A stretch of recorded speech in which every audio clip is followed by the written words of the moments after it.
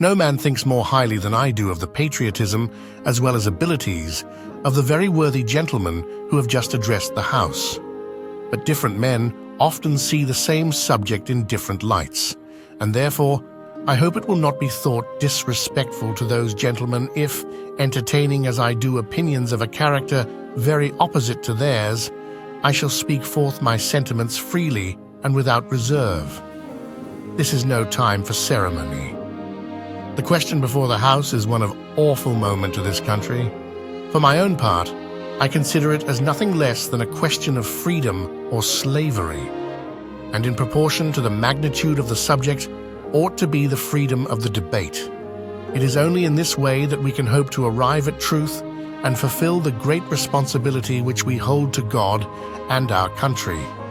Should I keep back my opinions at such a time, through fear of giving offense, I should consider myself as guilty of treason towards my country and of an act of disloyalty toward the majesty of heaven, which I revere above all earthly kings.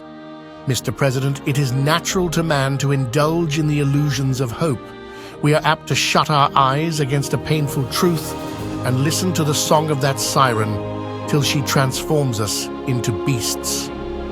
Is this the part of wise men engaged in a great and arduous struggle for liberty? Are we disposed to be of the number of those who, having eyes, see not, and having ears, hear not the things which so nearly concern their temporal salvation? For my part, whatever anguish of spirit it may cost, I am willing to know the whole truth, to know the worst, and to provide for it.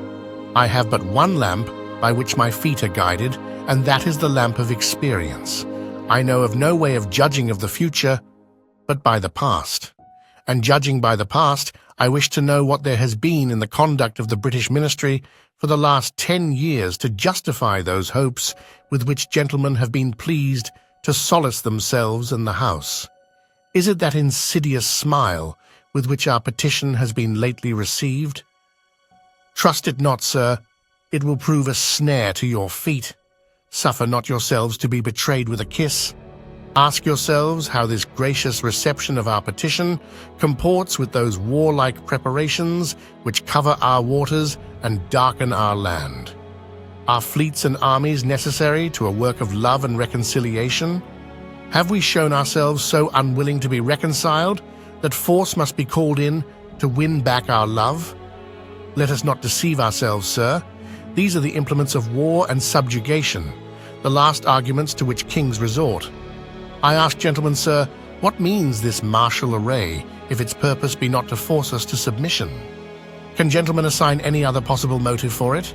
Has Great Britain any enemy in this quarter of the world to call for all this accumulation of navies and armies? No, sir, she has none. They are meant for us, they can be meant for no other. They are sent over to bind and rivet upon us those chains which the British ministry have been so long forging. And what have we to oppose to them? Shall we try argument? Sir, we have been trying that for the last 10 years. Have we anything new to offer upon the subject? Nothing. We have held the subject up in every light of which it is capable, but it has been all in vain. Shall we resort to entreaty and humble supplication?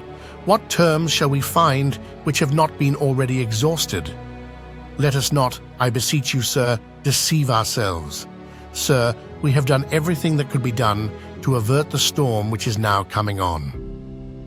We have petitioned, we have remonstrated, we have supplicated, we have prostrated ourselves before the throne, and have implored its interposition to arrest the tyrannical hands of the ministry and Parliament.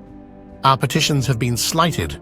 Our remonstrances have produced additional violence and insult. Our supplications have been disregarded, and we have been spurned with contempt from the foot of the throne.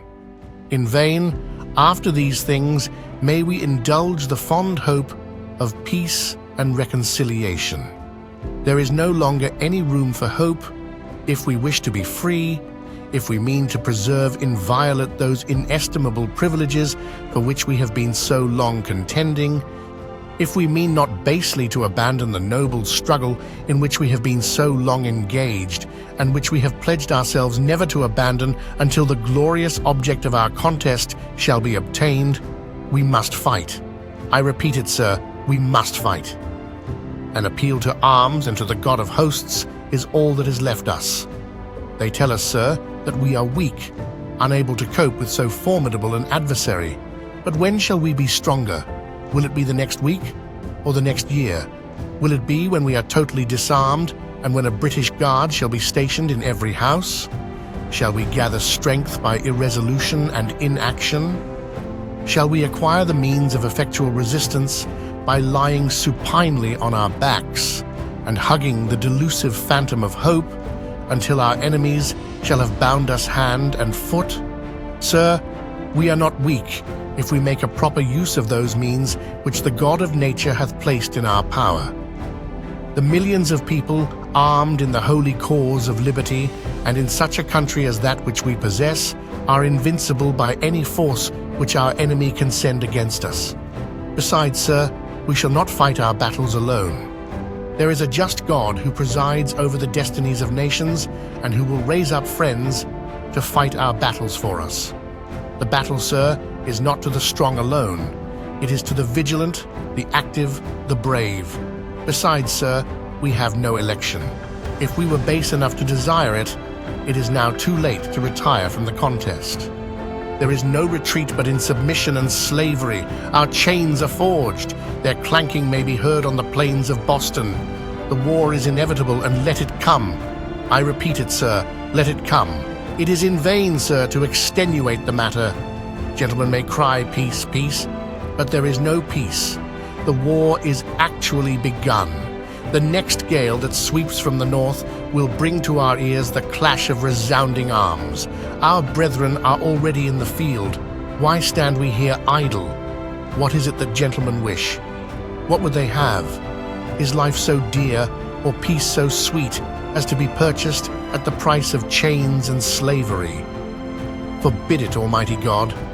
I know not what course others may take, but as for me, give me liberty or give me death.